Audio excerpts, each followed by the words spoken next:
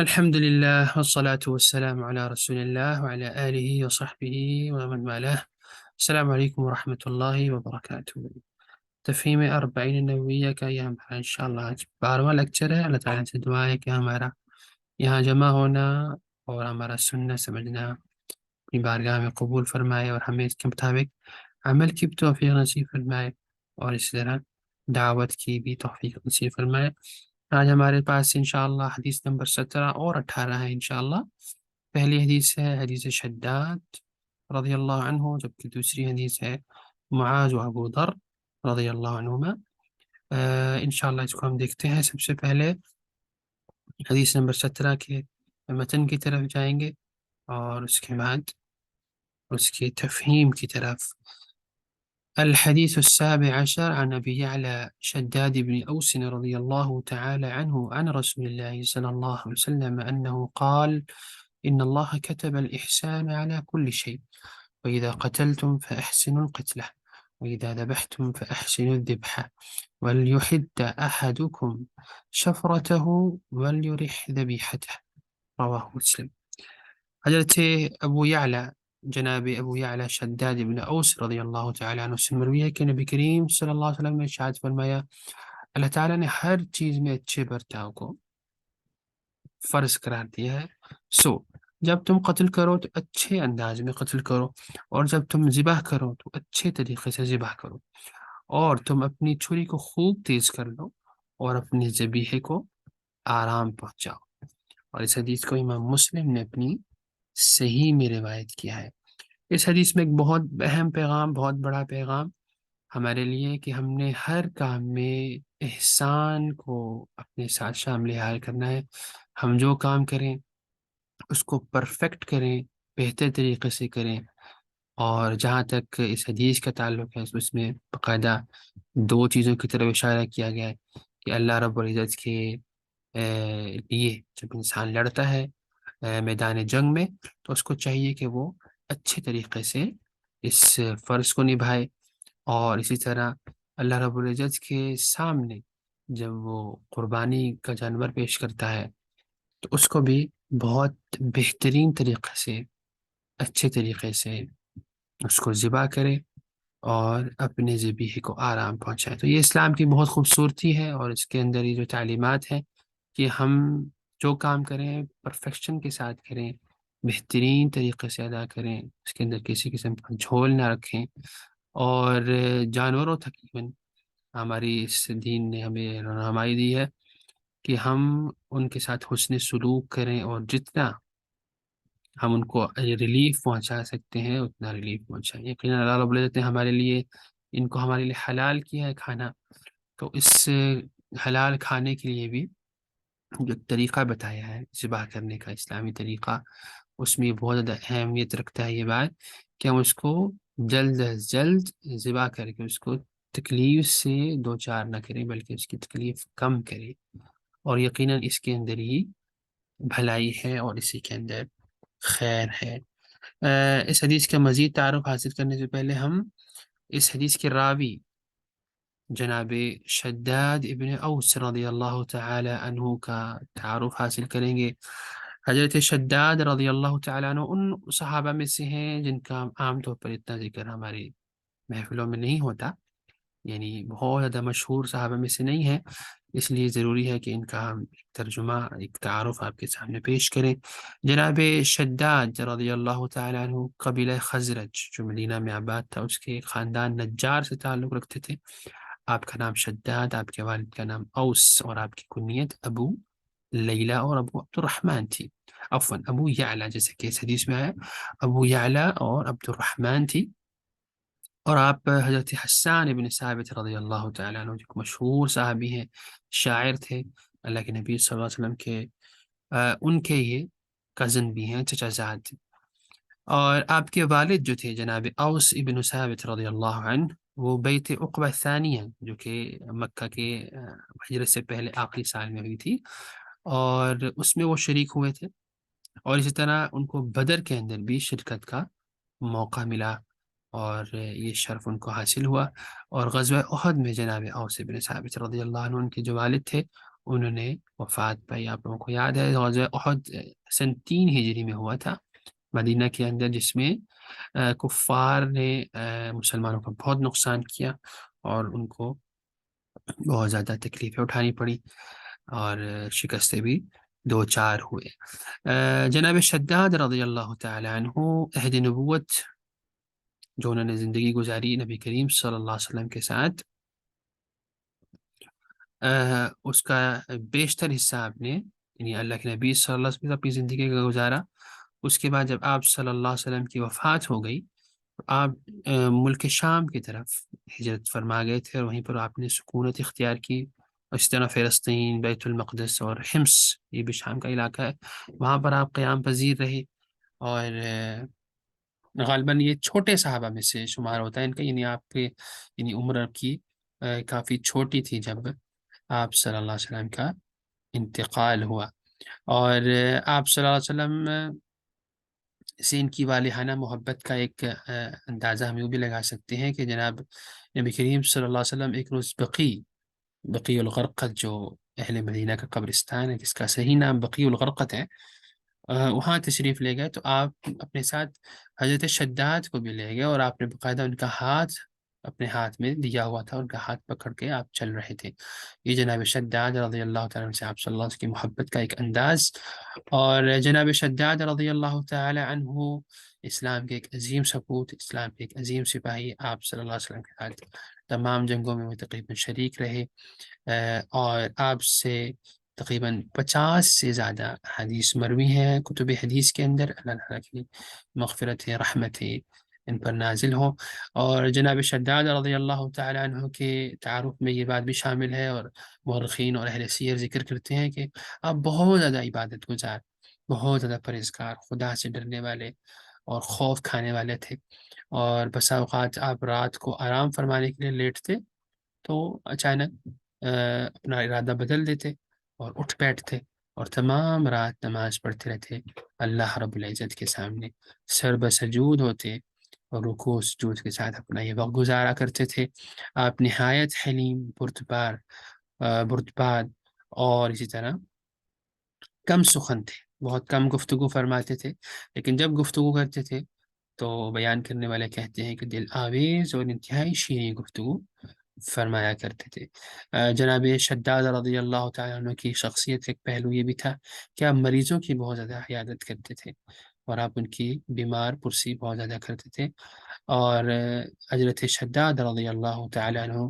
بہت ساری دیگر بڑی خصوصیات کے حامل تھے. کتب سیر میں، کتب تراجم میں آپ کی تذکرے ملتے ہیں. اور آپ کی عمر تقریباً 75 سال تھی جب 58 ہجری میں آپ نے رملہ کے مقام میں انتقال فرمایا، اور بیت المقدس میں آپ کی تدفین عمل میں آئی. اللہ تعالیٰ کی کروڑوں رحمتیں ہوں ان پر، اللہ تعالیٰ ان سے راضی ہو اور وہ اللہ سے راضی. یہ تھا ہمارے جناب شداد رضی اللہ تعالی عنہ کا تعارف. آئیے اس حدیث کی طرف. اس حدیث میں ہمیں ایک بہت بڑا پیغام یہ ملتا ہے کہ ہم کسی کو اپنی ذات سے تکلیف نہ دیں، کسی کا دل نہ دکھائیں. اور اس وجہ سے جب ہم کسی سے لڑیں، یقیناً یعنی یہاں لڑنے سے مراد ہے اللہ کے دشمن سے، جب کسی سے لڑے تو اس امر کا بھی خیال رکھیں کہ اسے ایسے ضرب شدید نہ پہنچے کہ وہ موت اور زندگی کی کیفیت میں پھنسا رہے یا وہ کڑ کڑ کر مرے. تو اس لیے اس کے لیے فرمایا گیا کہ جب اذا قتلتم فاحسنوا القتل، جب قتل کا ارادہ کرو تو بہترین طریقے سے قتل کرو، تاکہ سامنے والا جو ہے اس کو سسک کے مرنا نہ پڑے، بلکہ ایک ہی بار میں وہ ختم ہو جائے، اس کی تکلیف کم ہو. اور یقیناً یہ مارنا اور یہ لڑنا اللہ رب العزت کے لیے ہو، یعنی اللہ رب العزت کے کلمے کو بلند کرنے کے لیے ہو، تو اللہ تعالیٰ کے ہاں یہ قبول بھی ہے. اس طرح ایک اور اس حدیث میں رہنمائی ہے کہ ذبیحہ کے وقت جب چھری انسان تیز کرتا ہے اپنے جانور کو ذبح کرنے کے لیے، تو اسے چاہیے کہ وہ اتنی اس کو تیز کرے کہ جانور کو جب وہ ذبح کرنے لگے تو بالکل اس کو زیادہ تکلیف نہ ہو. یقیناً اس بات کا بہت زیادہ خیال رکھنا چاہیے کہ جانور کو بھی ہمارے وجہ سے تکلیف محسوس نہ ہو، اور یہ بہت اہم بات ہے، اور اسی کی طرح اس حدیث میں اشارہ کیا گیا تھا، کیونکہ اگر چھری آپ کا آلہ قتل، آپ کا آلہ ذبح جو ہے وہ کند ہوگا، خراب ہوگا، صحیح نہیں ہوگا، تو اس سے جانور کو تکلیف ہوگی، اور وہ سسک کر جان دے گا، اور یہ ایک ہمارے جو اخلاق ہیں، ہماری تعلیمات ہیں اسلامی، اس سے بالکل میل نہیں کھاتی یہ بات، اس بات کی بہت زیادہ اہمیت کے جاننے کی ضرورت ہے ہم لوگوں کو۔ اور اکثر یہ دیکھا گیا کہ ذبح کرنے والے ایسے ہوتے ہیں جو چھریوں کی بھی پرواہ نہیں کرتے، ایسی وہ خراب چھریوں سے جانور کو ذبح کر رہے ہوتے ہیں، تو اس سے ان کو تکلیف ہوتی ہے، اور یہ اسی لیے ممنوع قرار دی ہے۔ اور اسی طرح آپ صلی اللہ علیہ وسلم کا ایک ارشاد ہے دوسری حدیث میں کہ جب بھی ذبح کرو تو جانور کے سامنے اس کو چھری کو تیز نہیں کرنا چاہیے، اس کے لیے یہ ایک موت کو دینے سے پہلے دوسری موت ہوتی ہے، یعنی وہ اس کے لیے مزید دہشت اور خوف کا سامان پیدا کر دیتا ہے، اس لیے اس کو اس کی نظروں کے سامنے نہیں تیز کرنا چاہیے، بلکہ بعد میں یا اس کے علیحدہ تیز کر کے فوراً لا کے اس کو گرا کے ذبح کر دینا چاہیے۔ تو مطلب اس حدیث کا یہ ہے کہ اللہ تعالیٰ کی ہر مخلوق کے ساتھ نیکی کی جائے، نیک سلوکی کے ساتھ پیش آیا جائے، اور سب سے بڑھ کر یہ کہ کسی کا دل نہ دکھایا جائے۔ اور اسی طرح یہاں پر جو کہا گیا ہے کہ وَإِذَا قَتَلْتُمْ فَأَحْسِنُوا الْقِتْلَ، اس سے مراد صرف یہ نہیں ہے کہ انسان حالت جنگ میں ہو، اگرچہ کہ یہ اس کا ایک بڑا مقصد ہے، لیکن اس کے ساتھ ساتھ ہمیں یہ بھی دھیان میں رکھنا چاہیے کہ جس طرح بعض اوقات ہم موذی جو جانور ہیں ان کو بھی بہرحال قتل کرتے ہیں، مثلا ہمارے سامنے کسی کے سامنے اگر کوئی سانپ وغیرہ، بچھو قسم کی کوئی چیز آ گئی ہے، ایسا کوئی اور موذی جانور جو نقصان پہنچا سکتا ہے، تو اس کے لیے بھی پھر یہی حکم ہے ہمارے لیے کہ ہم اس کو فوراً سے قتل کریں، اس کو بلکہ تکلیف دے دے کے نہ ماریں، ظالمانہ طریقے سے مارنا، اس کو ایذا دینا، جان بوجھ کے اس کے ساتھ اس کا کھلواڑ کرنا، اور اس کا مسئلہ کرنا، یہ سب بالکل چیزیں درست نہیں ہے، بلکہ اگر ایک موذی جانور ایک لاٹھی سے مار رہا تو اس کو لاٹھی سے فوراً مار دیجیے، ایک چپل سے مر رہا تو اس کو فوراً چپل سے مار دیجیے، اس طرح کوئی اور چیز ہے جس سے وہ ختم ہو سکتا ہے تو اس کو مکمل ختم کیجیے، اس کو جلایا نہیں جا سکتا، اس کو تکلیف میں نہیں مبتلا کیا جا سکتا، اور اس طرح اس کو ادھواں نہیں چھوڑا جا سکتا، تو یہ سب چیزیں نہیں کرنی چاہیے، اس پر خیال رکھنا چاہیے۔ دوسری یہ چیز ہمارے اسلام سے پہلے ایک یہ رواج تھا کہ لوگ جب لڑا کرتے تھے لڑائیوں میں تو مخالف سمت میں جو لوگ تھے، مخالف گروہ میں، اس کے ذبیحہ، اس کے جو لوگ تھے جو مر جایا کرتے تھے، ان کا مسئلہ کر دیا کرتے تھے، یعنی ان کی شکل بگاڑ دیا کرتے تھے، ناک کاٹ دیا، کان کاٹ دی، زبان کاٹ دی، آنکھ نکال دی، اس قسم کی چیزیں، اس سے بھی ہمارے دین نے ہمیں منع فرمایا ہے، اور اس کو اچھے برتاؤ سے منافی قرار دیا، جیسے کہ حدیث میں آتا ہے کہ آپ صلی اللہ علیہ وسلم نے مسئلہ سے بھی، یعنی چہرہ بگاڑنے سے، انسان کے جسم کو بگاڑنے سے منع فرمایا ہے، اور اس کو ناپسند فرمایا، اس کی بالکل بھی اجازت نہیں ہے، تو اس حدیث کے اندر بھی اس کی طرف بھی اشارہ ہے۔ یہ تھی اس حدیث کی مختصر سی تشریح۔ اس حدیث میں ہم نے کیا سیکھا؟ مین باتیں یہ ہے کہ اللہ تعالیٰ نے ہمیں تمام معاملات میں اچھے برتاؤ کو ہمارے لیے فرض قرار دیا ہے، کیونکہ خود اللہ تعالیٰ اچھے برتاؤ کو پسند فرماتے ہیں۔ اللہ تعالیٰ نے ارشاد فرمایا قرآن کریم میں، وَأَحْسِنُوا إِنَّ اللَّهَ يُحِبُّ الْمُحْسِنِينَ، اچھا برتاؤ کرو کیونکہ اللہ تعالیٰ اچھا برتاؤ کرنے والوں سے محبت رکھتا ہے۔ اور احسان کی دو قسم ہیں، ایک کا حدیث نمبر 2 میں شروع میں جو ہم نے پڑھی تھی، حدیث جبریل، آپ سب کو یاد ہوگا، آپ اس کو سرچ بھی کر سکتے ہیں، ہمارے چینل پہ بھی موجود ہے۔ حدیث جبریل میں ہم نے اس کو باقاعدہ پڑھا تھا کہ احسان کیا چیز ہے، تو وہاں پر احسان کی ایک قسم بیان کی گئی تھی جس کا تعلق بندے اور رب کے ساتھ تھا، طيب؟ اور اس حدیث میں احسان کی دوسری قسم کا بیان ہوا، وہ ہے بندوں کے آپس کے معاملات، یا بندوں کے دوسرے مخلوقات کے ساتھ جو معاملات ہیں اس کے اندر احسان کرنا۔ احسان سے مراد یہاں پر یعنی حسن سلوک کرنا، تو یہ احسان کی دوسری قسم ہے جو ہم نے اس حدیث میں پڑھی۔ پہلی قسم کا بیان حدیث جبریل میں آیا تھا کہ ہم اللہ رب العزت کی عبادت کریں کہ گویا ہم اس کو دیکھ رہے ہیں، یعنی اس شوق اور اس لگن اور اس محبت اور والہانہ طریقے کے ساتھ ہم اس کی عبادت کریں، اور اس کا خیال اپنے دل میں ہمیشہ اس کو سنبھالے رکھیں کہ وہ ہم اس کے سامنے، ہم اس کو دیکھ رہے ہیں۔ اگر بعض یہ خیال ہمارے ذہن میں نہیں جاگزی ہو سکتا، یقیناً کیونکہ ایمان کی درجات ہیں مختلف،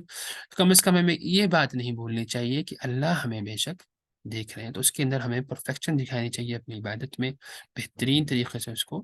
ادا کرنا چاہیے۔ اس کا تعلق اللہ کی عبادت میں احسان سے تھا، اور یہاں پر دوسرے بندوں کے معاملات میں احسان سے ہے۔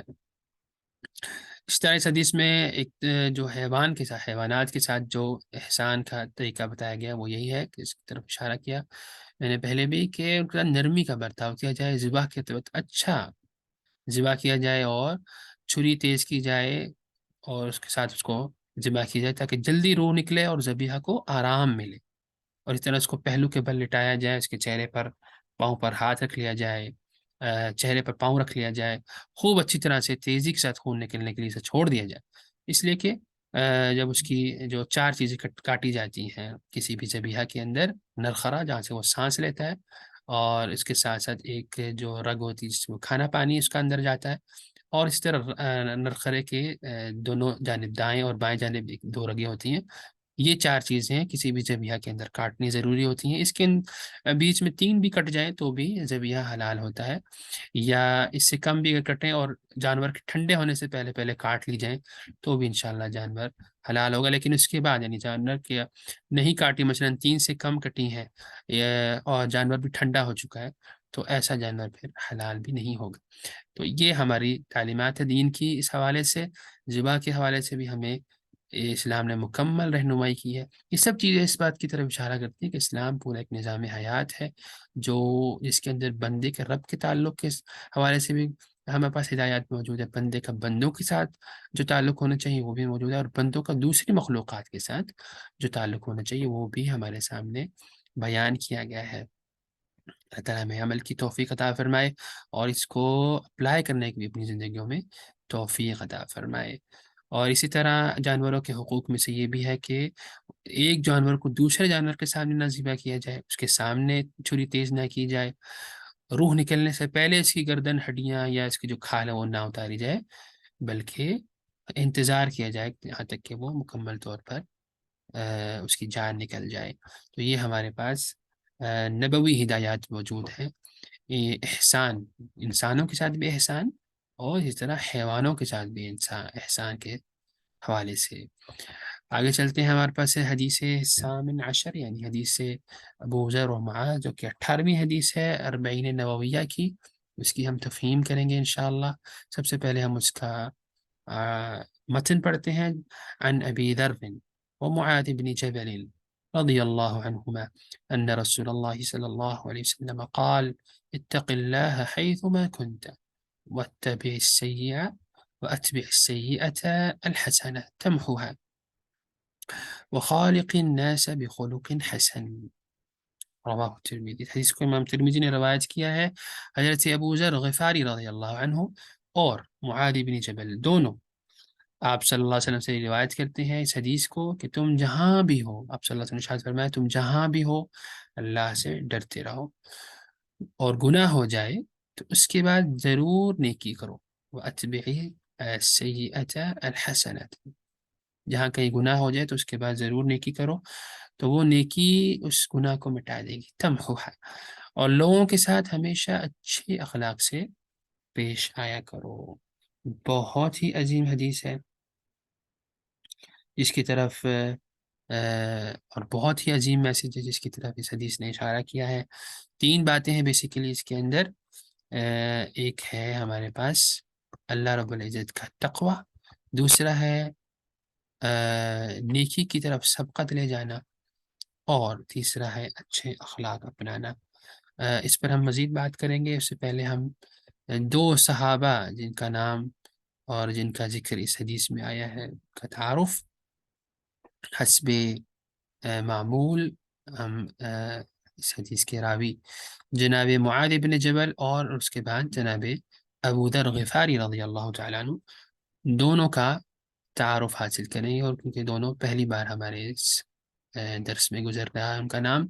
جناب معاذ بن جبل رضی اللہ عنہ، اسلام کی عظیم سپوت،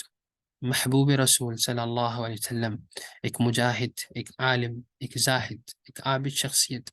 ایک مفتی بیک وقت، استاد، قاری و مفسر قرآن، فقیہ، جج اور داعی کی حیثیت سے امت اسلامیہ کے ایک عظیم سپوت اور ایک عظیم انسان ہمارے پاس، ان کا تذکرہ، ان کی باتیں ہمارے پاس موجود ہیں۔ جناب معاذ رضی اللہ تعالی عنہ اس خوبرو، خوش اخلاق، سادہ دست، کریم النفس، خوش بیاں اور خوش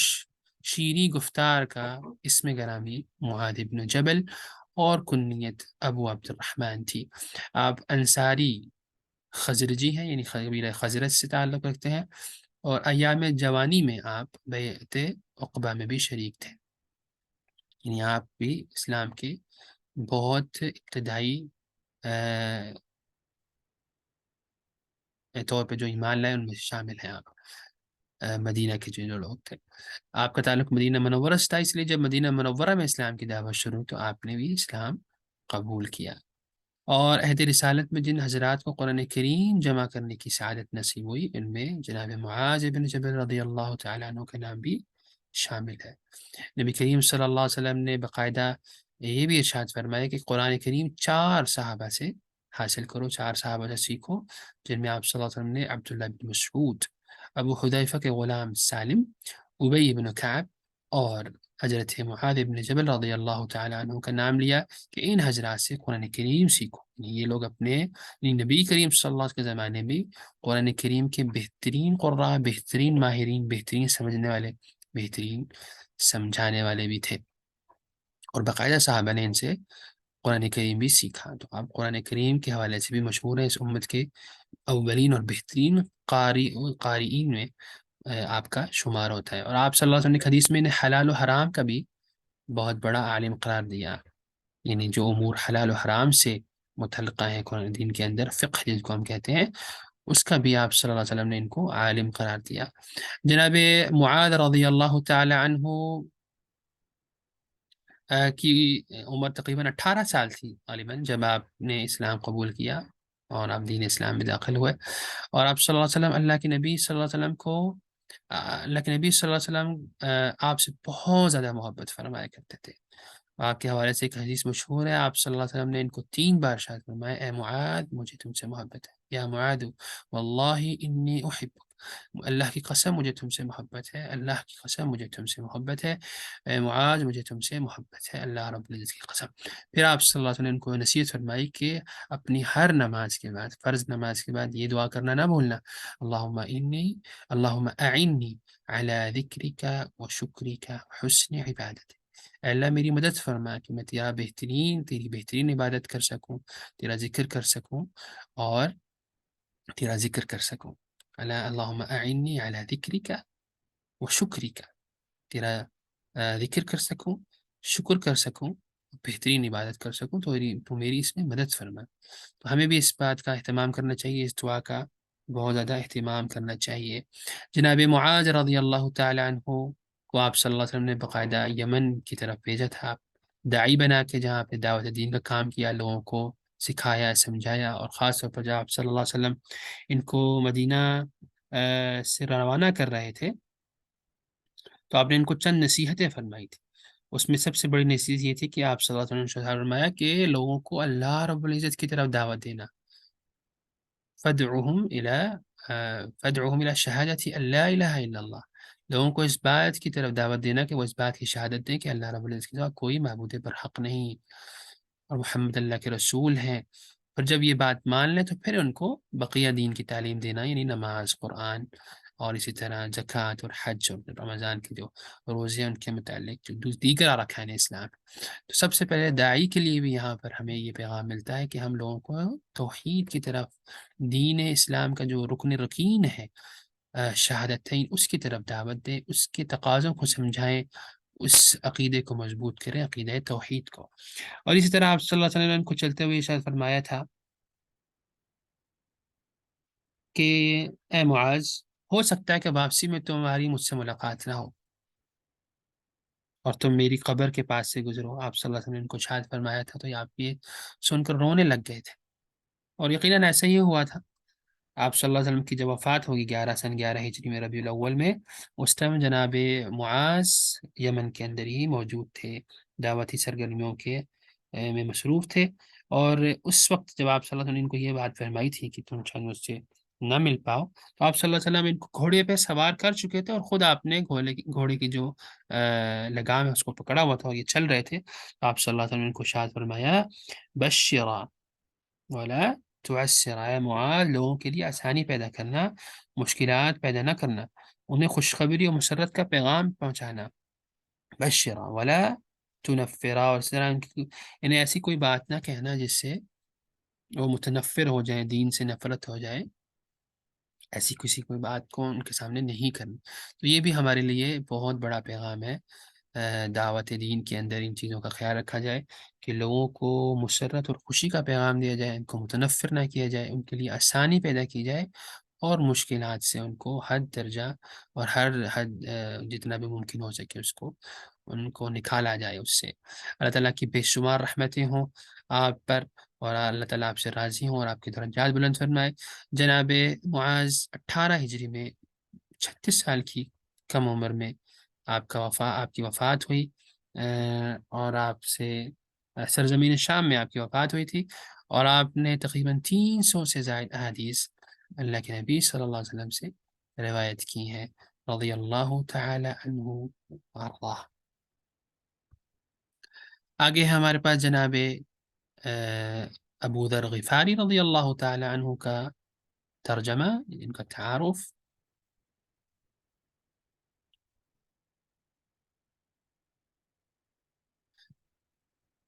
جناب ابو ذر غفاری رضی اللہ تعالیٰ عنہ اللہ کے نبی صلی اللہ علیہ وسلم کے ایک عظیم صحابی، مشہور صحابی، جو اپنے نام کی بجائے اپنی کنیت سے معروف ہے۔ بہت سارے ایسے صحابہ ہیں جو اپنے نام کی بجائے اپنی کنیت سے معروف ہے، اور یہ عام طور پر عرب کے اندر ایک اسلوب ہے کہ بعض اوقات نام کے اوپر کنیت غالب آ جاتی ہے۔ اس کے کچھ بہت مشہور نام ہمارے پاس انبیاء کے بعد سب سے افضل جناب ابو بکر الصدیق رضی اللہ تعالیٰ عنہ کی شخصیت، کہ آپ اپنے نام عبداللہ کی بجائے اپنی کنیت ابو بکر کے سے زیادہ مشہور ہوئے۔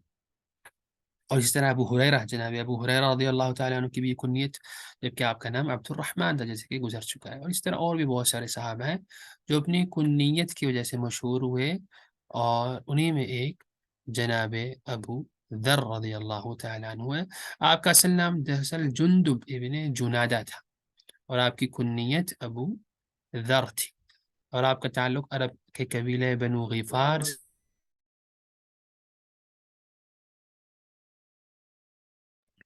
آپ کا تعلق بنو غفار سے تھا، اور جو کہ مدینہ شہر کے قریب آباد تھا،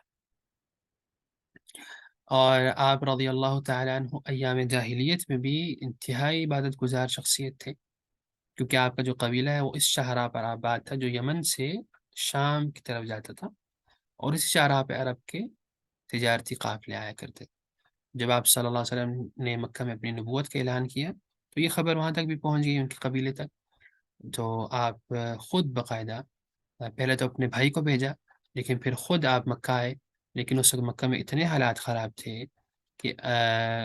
کوئی یہ ہمت بھی نہیں کر سکتا کہ نبی کریم صلی اللہ علیہ وسلم کے حوالے سے پوچھے۔ تو بہرحال یہ بھی ایک قصہ ہے جو آپ ضرور پڑھیں سیرت کی کتابوں میں، جناب ابو ذر غفاری رضی اللہ تعالی عنہ کے تعارف میں یہ آپ کو ملے گا تفصیل کے ساتھ۔ بہرحال آپ کسی طرح آپ جناب حضرت ابو ذر رضی اللہ تعالیٰ عنہ بارگاہ نبوت میں پہنچ گئے، اور آپ نے چہرہ نبوت، چہرہ انور دیکھتے ہی فرمایا کہ یہ مبارک چہرہ کسی جھوٹے کا نہیں ہو سکتا۔ اور اس کے بعد آپ صلی اللہ علیہ وسلم نے ان کو اسلام کی دعوت پیش کی تو انہوں نے فوراً قبول کر لی، اور آپ صلی اللہ علیہ وسلم پر ایمان لانے والے تقریباً 5ویں شخص تھے۔ بعض روایت میں آتا ہے کہ وہ 5ویں شخص تھے جنہوں نے مکہ میں اسلام قبول کیا، اور آپ اس کے بعد پھر اپنے قبیلے واپس پہنچ چلے گئے تھے۔ نبی کریم صلی اللہ علیہ وسلم نے آپ کو ارشاد فرمایا تھا کہ واپس چلے جاؤ، اور وہیں پھر انہوں نے اسلام کی خدمت کی، دین کی تبلیغ کی، اور پھر غزوہ خندق کے موقع پہ تقریباً 5 ہجری میں جب مدینہ میں غزوہ خندق ہوا، اس وقت وہ اپنے علاقے سے مدینہ شریف آئے اور وہیں پر پھر رہے، اور اس کے بعد جتنے بھی غزوات ہوئے اس میں وہ شریک رہے۔ نبی کریم صلی اللہ علیہ وسلم کی وفات تک وہ آپ وہیں پر رہے۔ آپ صلی اللہ علیہ وسلم کی وفات کے بعد وہ شام چلے گئے، وہاں سے مدینہ چلے گئے، اور آخری عمر میں مدینہ سے باہر ایک بستی میں آپ نے سکونت اختیار کی، اور وہیں آپ نے 32 ہجری میں وفات پائی۔ جناب ابو ذر غفاری رضی اللہ عنہ بہت عظیم ہستی، آپ ایک مجاہد، عالم، زاہد، عابد، داعی، مفتی اور علم و عمل میں ایک مثالی شخصیت تھے، اور آپ کا نام ہمیشہ سے اسی طرح لیا جاتا رہے گا رہتی دنیا تک۔ بڑے عابد، زاہد اور شبیدار شخص تھے۔ نبی کریم صلی اللہ علیہ وسلم تمام صحابہ کا بہت احترام کرتے تھے۔ آپ سے تقریباً 300 سے زائد احادیث کتب حدیث میں مروی ہیں، اور اسی میں سے یہ حدیث ہے جو ہم آج پڑھیں گے انشاءاللہ۔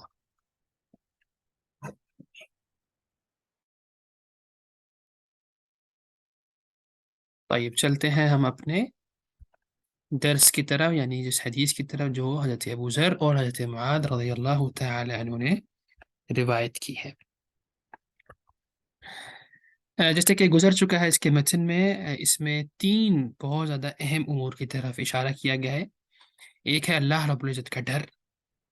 اتق اللہ حیثما کنت، تم جہاں پر بھی ہو اللہ رب العزت کا تقوی اختیار کرو، اللہ رب العزت کا ڈر اختیار کرو۔ دوسرا ہے وَأَتْبِعِ السَّيِّئَةَ الْحَسَنَةَ، کہ ہر گناہ کے بعد نیکی کرو، تمحوها، وہ اس کو مٹھا دے گی۔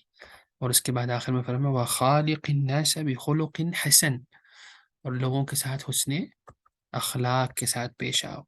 اگر آپ غور کریں تو یہ اسلام کے بہت اہم اور عظیم امور کی طرف اس میں اشارہ ہے۔ ایک ہے امر جو حقوق اللہ سے تعلق رکھتا ہے، یعنی اللہ رب العزت کے جو حقوق ہیں، اور یہ اللہ رب العزت کا اپنے بندوں پر سب سے بڑا حق یہ ہے کہ وہ اس کی عبادت کریں، اس کے ساتھ کسی کو شریک نہ کریں، جس کے حدیث میں آیا ہے، اور اس کی توحید کا اقرار کریں، اور جو جملہ مراسم عبودیت ہیں اس میں کسی کو شریک نہ کریں۔ یہ اللہ رب العزت کا حق ہے، اور یہ بھی بہت بڑا ایک حق ہے جس کو ہم نے ادا کرنا ہے اپنی زندگی میں، اور افسوس کے ساتھ کہ اس حوالے سے ہمارے یہاں مسلمان بہت زیادہ سستی کا شکار ہے۔ توحید کے اندر ہی ہمارے یہاں بہت زیادہ رخنہ پیدا ہوا ہے، اور ہمارے لوگوں کو توحید کی جو مٹھاس ہے اس سے ابھی تک آشنائی حاصل نہیں ہوئی۔ اس کا بہت زیادہ اہتمام کرنا چاہیے۔ دوسری چیز اس کے اندر ہے حقوق العباد کی طرف اشارہ، یعنی بندوں کے ساتھ حسن سلوک، کیونکہ یہ معاملہ بندوں کا اپنے بندوں کے ساتھ ہے آپس کا، تو اس کا تعلق بیسیکلی حقوق العباد سے ہے۔ پہلی چیز ہے اللہ رب العزت کا ڈر، اللہ رب العزت کا تقوی اختیار کرنا، یہ حقوق اللہ میں سے آتا ہے کہ اسی سے ڈرا جائے، اور اسی کے ڈرنے کی وجہ سے گناہوں کے کام سے دور رہا جائے، اور نیکی کے کام بڑھ بڑھ کے کیے جائیں، اور اس کا تقوی اپنے دل میں بٹھایا جائے، حقوق اللہ اور حقوق العباد۔ اور یہ حدیث جوامع الکلم میں سے ہے، جیسے کہ بہت ساری حدیث سب سے پہلے بھی گزر چکی ہیں، کہ بہت سے کم الفاظ میں بہت بڑی بات کو جمع کر دینا، اس کو کہتے ہیں دریا کو کوزے میں بند کرنا، اس کو جوامع الکلم کہا جاتا ہے۔ یہ حدیث اسی میں سے ہے۔ اور اسی طرح اس حدیث کے اندر ایمان کو بڑھانے کے بعض اعمال کی طرف بھی اشارہ ہے، مثلا تقوی اختیار کرنا، یعنی جو شخص تقوی اختیار کرتا ہے یقیناً اس کا ایمان بڑھتا ہے اور اپنے رب کے قریب ہوتا ہے، اور جس کے اندر تقوی کم ہوتا ہے یقیناً وہ اس سے کم ہوتا ہے جس کے اندر تقوی زیادہ ہے۔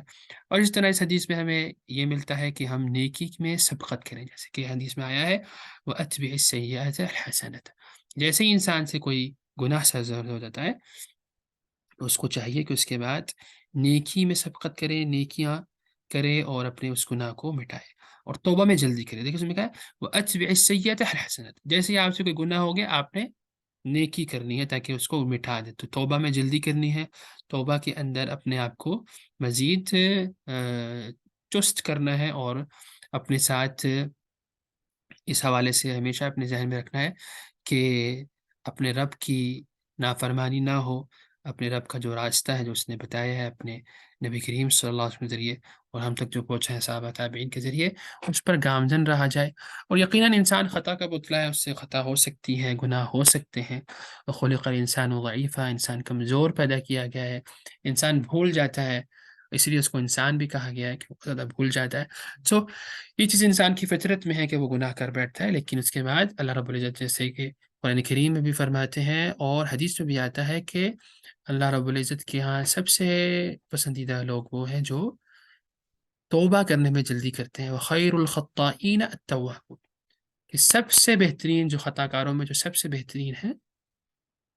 وہ ہے التوابون، کہ جو توبہ میں بھی بہت زیادہ جلدی کرتے ہیں، پہل کرتے ہیں۔ اور اس طرح اس حدیث میں تقوی کے بعد ایمان کو بڑھانے کا ایک اور عمل ہے، وہ ہے حسن اخلاق۔ آپ دوسروں سے اچھے اخلاق سے پیش آئیں گے تو اس کا ایمان پہ بھی آپ کے اثر پڑے گا۔ یہاں میں بتاتا چلوں، تھوڑا سا اور ایکسپلین کر دیتے ہیں۔ اتق اللہ جو اس حدیث کے اندر آیا ہے، اتق اللہ حیثما کنت۔ اتق اللہ، یہ تقوی کیا ہے؟ اس کی بہت ساری ڈیفینیشن ہے، لیکن عربک میں اس کو ہم 3 الفاظ میں بیان کرتے ہیں۔ التقوی بامتثال امر اللہ واجتناب نهیہ والوقوف عند حدہ، کہ اللہ رب العزت کے ہر حکم کو اپنی استطاعت کے مطابق بجا لانا، اس کو پورا پورا بجا لانا جتنی انسان کی طاقت ہے، اور اس کے ہر منع کردہ کام سے رک جانا، یہ دوسری چیز ہو گئی۔ اور تیسری چیز اس کی اللہ رب العزت کی وضع کردہ جو حدود ہیں، جو باؤنڈریز جو اللہ رب العزت نے متعین کر دی ہیں کسی بھی چیز کی، اس سے تجاوز نہ کرنا، یہ تینوں چیزیں تقوی کہلاتا ہے۔ کسی شخص کے اندر یہ تینوں چیزیں جمع ہوں گے تو بس وہ شخص متقی ہے۔ اس سے جامع شاید کوئی اور ڈیفینیشن نہ ہو کہ اللہ رب العزت کے ہر حکم کو اپنی استطاعت کے مطابق بجا لانا، اس کو پورا کرنا، اس کی ہر منع کردہ کام سے رک جانا، اور اس کی وضع کردہ جو حدود ہے، باؤنڈریز ہے، اس سے اپنے آپ کو باہر نہ نکالنا، یہ چیز انسان کے اندر تقوی پیدا کرتا ہے۔ جس شخص کے اندر یہ تین چیزیں جمع ہے، اس کا مطلب ہے کہ وہ شخص اپنے رب سے ڈرنے والا ہے، اس کے دل میں واقعی پرہیزگاری ہے۔ تو اسی طرح اللہ رب العزت فرماتے ہیں قرآن کریم میں وَلَقَدْ وَصَّيْنَا الَّذِينَ أُوتُوا الْكِتَابَ مِنْ قَبْلِكُمْ وَإِيَّاكُمْ أَنِ اتَّقُوا اللَّهَ۔ بہت ساری آیات میں اللہ رب العزت نے تقوی کو اختیار کرنے کا حکم فرمایا، جیسے کہ اس آیت میں ہے اللہ تعالیٰ فرماتے ہیں واقعی، یعنی یقیناً ہم نے ان لوگوں کو جو تم سے پہلے کتاب جن کو دی گئی تھی، اور تم کو بھی، انہیں بھی اور تمہیں بھی ہم نے یہی حکم دیا ہے کہ اپنے اللہ سے ڈرتے رہو۔ اللہ سے ڈرنے سے کیا مراد؟ یعنی اس کے ہر حکم کو بجا لاؤ، اس کے ہر منع کردہ کام سے رکو، اور اس کی حدود سے تجاوز نہ کرو۔ اس حوالے سے ہم نے پہلے بھی پڑھا تھا کہ اللہ رب العزت کی جو حدود ہیں اس سے باہر نکل جانا، یہ ایسا ہی ہے گویا کوئی شخص کسی بادشاہ کے جو اس کا جو لینڈ ہے، جو اس کا کوئی باغ ہے، اس کے اندر گھس جائے اپنا ریوڑ لے کے، تو یقیناً اس کے لیے سزا بڑی سخت ہوگی۔ تو یہاں پر بھی یہی معاملہ ہے، اللہ رب العزت کی وضع کردہ حدود سے جو شخص باہر نکل جاتا ہے وہ بڑے خسارے میں ہے اور بڑے ہی خطرے میں ہے۔ اس طرح اللہ فرماتے ہیں اعبدوا اللہ واتقوہ، اللہ ہی کی عبادت کرو اور اسی سے ہی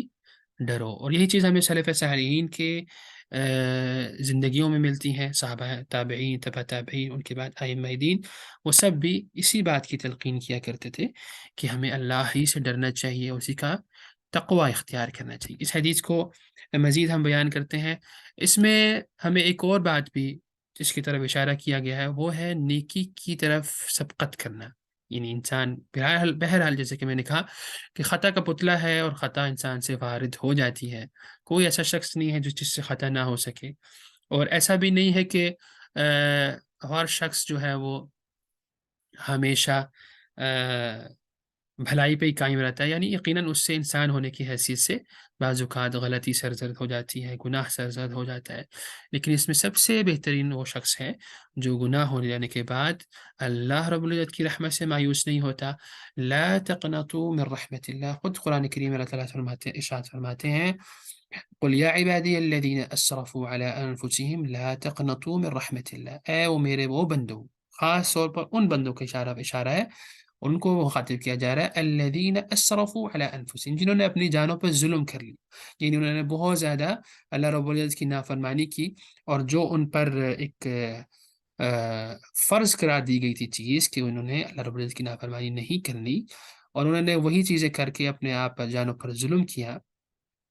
الذین اسرفوا علی انفسہم لا تقنطوا من رحمت اللہ، اللہ رب العزت کی رحمت سے مایوس نہ ہو، ان اللہ یغفر الذنوب جميعا، اللہ رب العزت تمام گناہ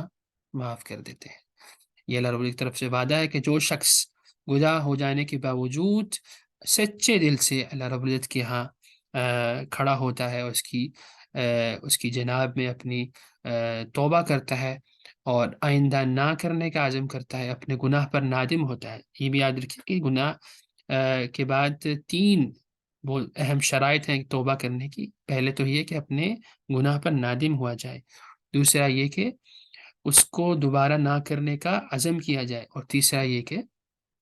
اپنے گناہ کی معافی مانگی جائے اور استغفار کیا جائے، اور اس کی طرف دوبارہ نہ بڑھا جائے، اور کسی بھی ایسے کام سے جو اس کی طرف لے جانے والا اس سے بھی بچا جائے۔ تو 3 چیزیں ہیں توبہ کے لیے، کہ اپنے گناہ پر نادم ہوا جائے، اس کو دوبارہ نہ کرنے کا عزم کیا جائے، اور اللہ رب العزت سے مغفرت مانگی جائے، توبہ کی جائے۔ یہ تو ان چیزیں ہیں جس کی طرف اس حدیث میں بھی اشارہ کیا گیا کہ وَاتَّبِعِ السَّيِّئَةَ الْحَسَنَةَ، کہ جہاں کہیں آپ سے گناہ سرزد ہو جاتا ہے فوراً نیکی کر لو، اس سے وہ گناہ مٹ جاتا ہے۔ اس طرح یہی بات قرآن کریم میں بھی بیان ہوئی ہے، اور میں نے آپ کو پہلے اپنے درس میں کہا تھا کہ احادیث کی ایک ایسی قسم بھی ہے کہ جس کے اندر قرآن اور سنت کا جو درس ہوتا ہے، جو بات ہوتی ہے، جو پیغام ہوتا ہے، وہ بالکل سیم ہوتا ہے، جس کو ہم کہتے ہیں موافقت۔ اس طرح اللہ تعالیٰ ارشاد فرماتے ہیں ان الحسنات یذہبن السیئات، یقیناً برائیاں کو کون ختم کرتا ہے؟ نیکیاں برائیوں کو دور کر دیتی ہے۔ اور اس طرح نیکیوں کو حدیث میں گناہوں کا کفارہ قرار دیا گیا ہے، جن بڑی نیکیوں کو، ان میں سے ایک ہے نماز۔ ایک تو نماز فرض نماز ہے، دوسرا نوافل کا اہتمام کرنے سے بھی انسان کے گناہ دھلتے ہیں۔ اور اس طرح حدیث میں آتا ہے کہ اگر کسی شخص کے ساتھ گھر کے سامنے ایک نہر بہہ رہی ہو، اور اس میں انسان روز 5 بار غسل کرے، تو اس کے جسم پہ کوئی میل کچیل نہیں رہے گی۔ تو یہی مثال نماز کی ہے کہ وہ بھی اس طرح انسان کو گناہوں سے پاک کر دیتی ہے۔ اسی طرح 5 وقت کی نماز کے علاوہ رمضان کے روزے، راتوں کو قیام کرنا، اللہ رب العزت کے ہاں اللہ رب العزت کے سامنے سر بسجود ہونا، حج و عمرہ کرنا، اور صدقہ کرنا، اور اسی طرح انسان ہو یا وہ حیوان ہو، تمام مخلوقات کے ساتھ حسن سلوک کرنا، عفو درگزر کرنا، مصیبتوں میں دوسروں کے کام آنا، تنگ دستی میں ان کی امداد کرنا، تعاون کرنا، یتیموں کی کفالت کرنا، اور اسی طرح لوگوں کو خیر کی تعلیم دینا، دین سکھانا، سمجھانا، ان کو دین پر چلنے کی تلقین کرنا، یہ سب کام بہت ہی عظیم کام ہے۔ تو اسی طرح یہ سب چیزیں گناہوں کا کفارہ بن سکتی ہیں، ان کو ضرور اختیار کیا جائے۔ ہاں، یہ یاد رکھیے کہ ہر گناہ اللہ رب العزت نے ہر گناہ کی معافی کا اعلان کر رکھا ہے، جیسے کہ میں نے آپ کو یہ آیت بھی سنائی، ان اللہ یغفر الذنوب جميعا۔ لیکن اسی طرح قرآن کریم میں مختلف جگہ پر اللہ تعالیٰ ارشاد فرماتے ہیں ان اللہ لا یغفر ان یشرک به ویغفر ما دون ذلك لمن یشاء، اللہ رب العزت تمام گناہ معاف کر سکتا ہے اور کر دے گا، ان اللہ یغفر الذنوب جميعا۔ طیب، لیکن ایک گناہ اللہ رب العزت معاف نہیں کریں گے جب تک وہ انسان کے ساتھ موجود ہے اور وہ اس سے توبہ نہیں کرتا، اسے جان نہیں چھڑاتا، تب تک اللہ رب العزت اس کو معاف نہیں کریں گے، اور وہ جنت میں تو قطع نہیں جا سکتا، اور وہ گناہ ہے اللہ رب العزت کے ساتھ شرک کرنا۔ طيب، اللہ رب العزت کے ساتھ شرک کرنا ایسا ہے کہ گویا انسان نے اپنے اوپر جنت کا دروازہ ہمیشہ کے لیے بند کر دیا،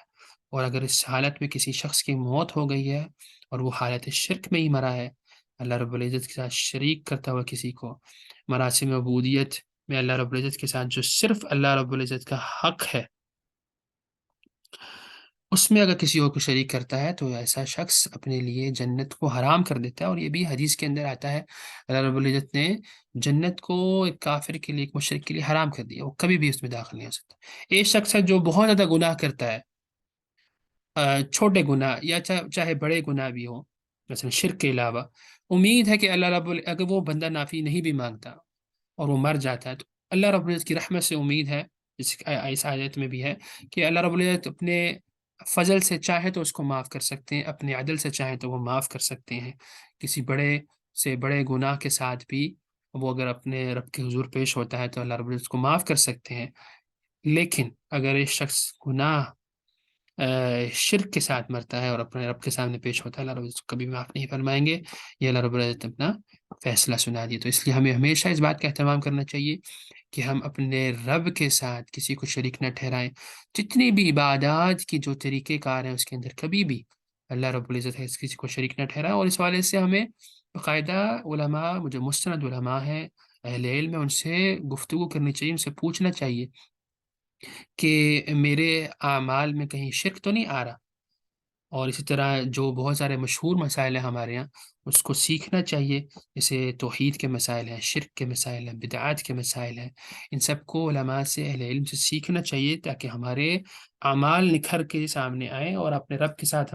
جب ہماری ملاقات ہو تو اس میں ہمارے رب ہمارے پر کرم فرمائے، رحم فرمائے، اور ہمارے جو ٹوٹے پھوٹے اعمال ہیں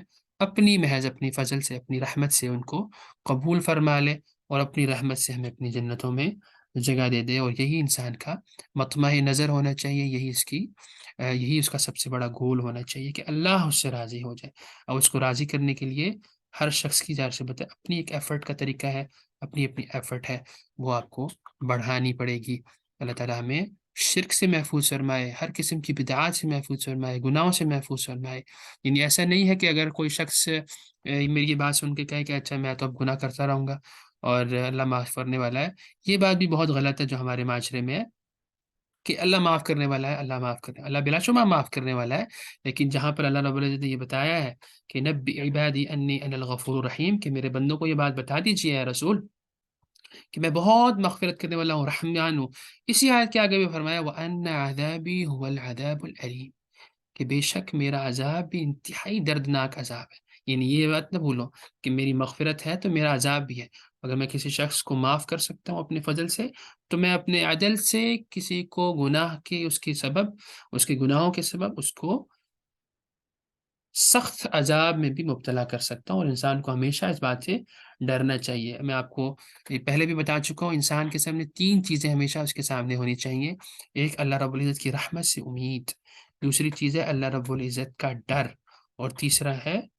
اللہ رب العزت کے ساتھ محبت۔ یہ 3 چیزیں انسان کے اندر، ایک مسلمان کے اندر لازمی جمع ہونی چاہیے کہ وہ اپنے رب کی رحمت سے نا امید نہ ہو، اس کی وہ ہمیشہ اس کا طلبگار رہے، اس سے مانگتا رہے، اور اپنے رب کی محبت میں اس کی عبادت کرے، اور تیسرا چیز وہ اپنے رب سے عفو درگزر کا طلبگار ہو۔ خوف، رحمت اور امید، یہ 3 چیزیں انسان کے اندر ہو، یعنی اللہ رب العزت سے ڈرتا بھی رہے، اس کے عذاب سے، اس کی پکڑ سے، اللہ رب العزت کی رحمت سے نا امید بھی نہ ہو، اس کو بھی مانگتا رہے، اور تیسرا چیز اپنے رب سے محبت بھی کرے، وہ اپنے رب سے محبت کرے اور اس محبت میں ہی اس کی عبادت کرے، اس کے احکام کو بجا لائے، اس کو یاد کرے، جیسے اللہ رب العزت ہمارا ذکر، یعنی مسلمانوں جو اس کے نیک بندے ہیں، اللہ تعالیٰ ہمیں اس میں ہمیں شامل فرمائے۔ اللہ تعالیٰ فرماتے ہیں کہ میں اپنے نیک بندوں کا تذکرہ اپنے جو ملائل اعلیٰ ہیں، جو اپنے فرشتے ہیں مقرب ترین، ان کے سامنے کرتا ہوں۔ اللہ تعالیٰ سے دعا ہے کہ ہمارا بھی ان میں شمار فرمائے اللہ تعالیٰ۔ اور یہ 3 چیزیں ہیں جو ہمیشہ آپ کے ساتھ رہنی چاہیے: خوف، امید اور محبت۔ اس حدیث کے اندر ایک اور چیز کی طرف بھی دعوت دی گئی ہے، اور وہ ہے حسن اخلاق۔ اور حسن اخلاق کیا ہے کہ ہر ایک کے ساتھ اس کے شایان شان معاملہ کیا جائے، جو جس چیز کا مستحق ہے۔ یعنی اگر ایک بڑا ہے تو اس کے ساتھ آپ لوگوں کو یہ معلوم ہونا چاہیے کہ میرا اس کے ساتھ کیا رویہ، مجھے اس کے ساتھ کیسا رویہ اختیار کرنا چاہیے۔ بچے ہیں تو بچوں کے ساتھ کیسا رویہ اختیار کرنا چاہیے، ان کو جھڑکا نہ جائے، ان پر سخت بات نہ کی جائے، ان کو تکلیف نہ دی جائے، ان کو بلا وجہ تنگ نہ کیا جائے۔ اسی طرح بڑوں کے ساتھ ادب کے ساتھ بات کیا جائے، ان کی ضرورتوں کو خیال رکھا جائے، ان کی مدد کی جائے، ان کو ہیلپ کی ضرورت ہو، اسی طرح ان کی ضروریات کا خیال رکھا جائے اور ان کو خوش کیا جائے۔ اور اسی طرح جانور ہیں، ان کے ساتھ بھی حسن اخلاق، کہ ان کے اگر آپ کے پاس جانور اپنے گھروں میں رکھے ہوئے ہیں تو ان کے کھانا پانی دانا، اور اس طرح ان کے میڈیسن وغیرہ کہیں بیمار ہو جائیں اس کا خیال رکھا جائے، سردی گرمی کا خیال رکھا جائے، یہ سب چیزیں حسن اخلاق میں آتی ہیں۔ اور اسی طرح ایون جو ہمارے سامنے جمادات ہیں، مثلا پودے وغیرہ ہیں، ان کے ساتھ بھی بعض اوقات حسن اخلاق کی ضرورت ہوتی ہے۔ بلا وجہ پھول نہ توڑے جائیں، بلا وجہ درختوں کو نہ کاٹا جائے، نہ اکھاڑے جائیں پودے وغیرہ، تو یہ چیزیں بھی حسن اخلاق کے اندر آتی ہیں۔ اور انسان کو وہی چیز اپنے لیے پسند کرنا چاہیے جو دوسروں کے لیے جو اپنے لیے جس طرح جو چیز پسند کرتا ہے وہی چیز دوسروں کے لیے بھی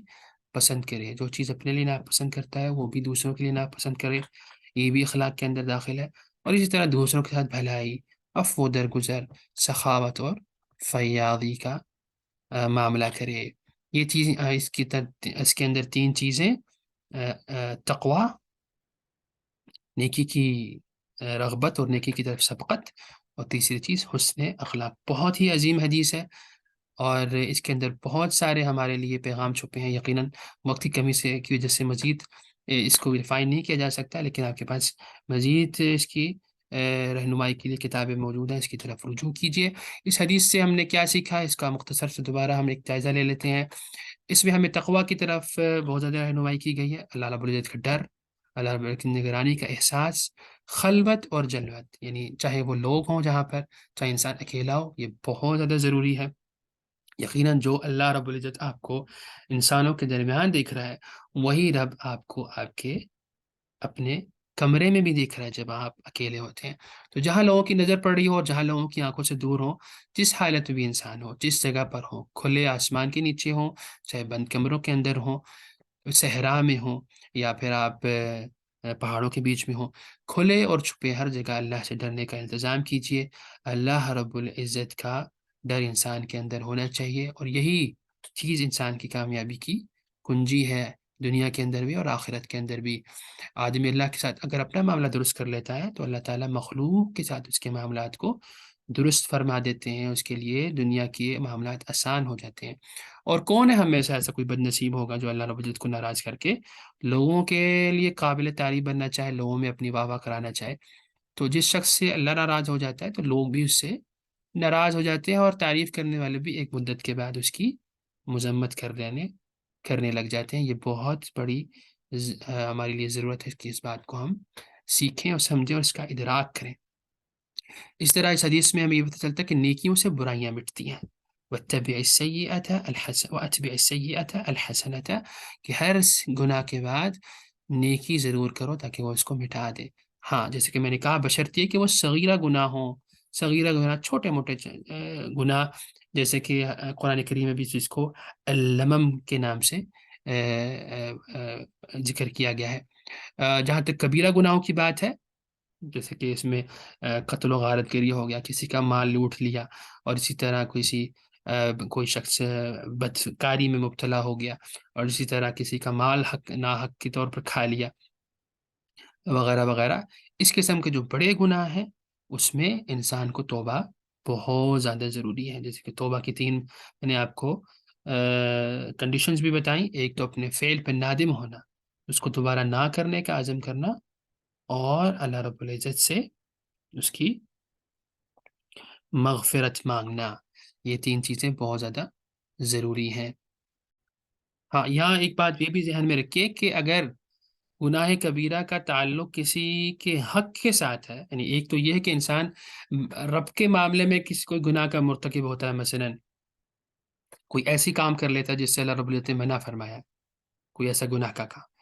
لیکن کچھ کبیرہ گناہ ایسے بھی ہیں جو انسانوں کے ساتھ تعلق رکھتے ہیں، مثلا کسی کا ناحق مال کھا لیا، یہ بھی بہت بڑا گناہ ہے۔ اس میں کیا ہوگا، اس کے اندر پھر توبہ کی شرائط میں سے یہ بھی ایڈ ہوگی کہ جس کا مال کسی ناحق طریقے سے کھا لیا ہے، یا کسی کا حق تلفی ہو گئی کسی بھی طریقے سے، اس حق کو اس کو دوبارہ لوٹایا جائے اور اس سے معافی مانگی جائے۔ یعنی جب تک وہ آپ کو معاف نہیں کر دیتا، آپ اس سے اپنا معاملہ صاف ستھرا نہیں کر لیتے، اس وقت تک آپ کی توبہ کی وہ شرط بھی پوری نہیں ہوگی۔ اس لیے یہ یاد رکھیے کہ توبہ کے اوپر ندامت کا احساس، اس کو دوبارہ نہ کرنے کا عزم،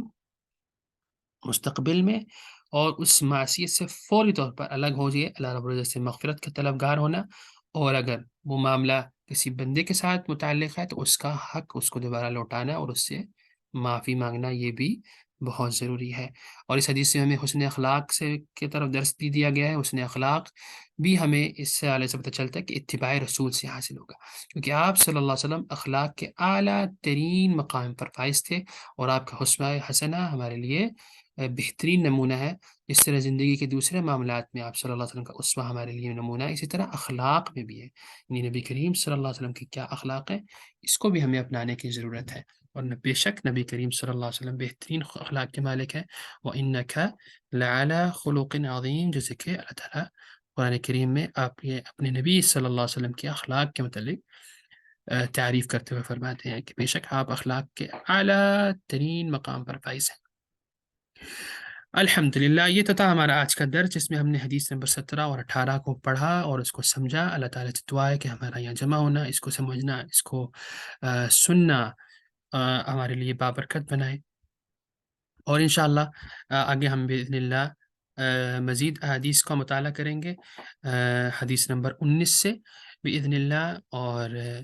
इंशाअल्लाह अगले हफ़्ते बिइज़्निल्लाह। तब तक के लिए अस्सलामु अलैकुम व रहमतुल्लाहि व बरकातुहू। आपको कोई सवाल है तो आप ग्रुप के अंदर कर सकते हैं। व आखिरु दअवाना अनिल हम्दुलिल्लाहि रब्बिल आलमीन।